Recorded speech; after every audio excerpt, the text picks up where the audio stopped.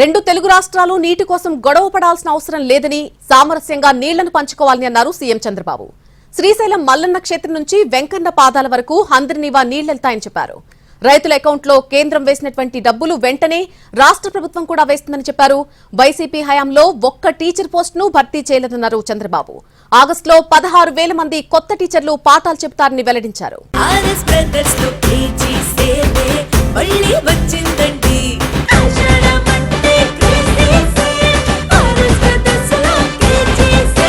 అన్ని రకాల వస్త్రాలపై up to 70% discount. RS brothers లో ఆషాఢం కేజీ సేల్ మళ్ళీ మొదలైంది. మరెన్నో క్రేజీ ఆఫర్స్ ఖైదు చేయండి ఆర్ఎస్ బ్రదర్స్.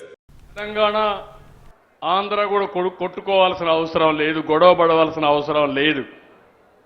మనం కష్టపడదాం, ఇచ్చి పుచ్చుకునే ధోరణితో ముందుకు పోతాం. ఈరోజు నీళ్లున్నాయి, రెండు రాష్ట్రాలకు అవసరం. సముద్రం లేకపోయే నీళ్లు రెండు రాష్ట్రాలు వాడుకుంటే ఇటు రాయలసీమ అటు తెలంగాణలో ఉండే మెట్ట ప్రాంతాలు బాగుపడే అవకాశం వస్తుంది. శ్రీశైలం మల్లన్న దగ్గర మల్లికార్జున స్వామి దగ్గర నుంచి ప్రారంభమైన నీళ్లు సాక్షాత్తు ఏడుకొండలవాడు వెంకటేశ్వర స్వామి సమక్షానికి వెళ్లే పరిస్థితి వస్తుంది.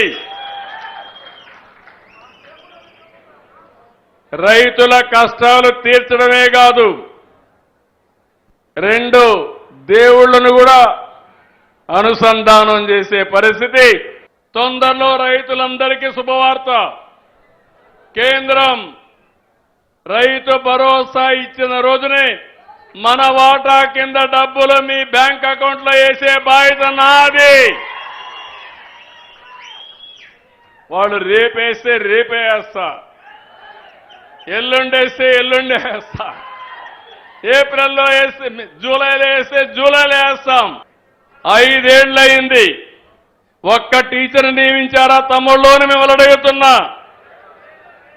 మాట్లాడితే నేను బాగా చదువు చెప్పానంటారు. ఎటు చెప్పారు?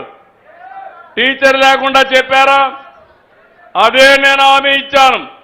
యువతకు ఉద్యోగాలు ఇస్తాను, పిల్లల్ని బాగా చదివిస్తానని చెప్పి మెగా డిఎస్సికి శ్రీకారం చుడతాను.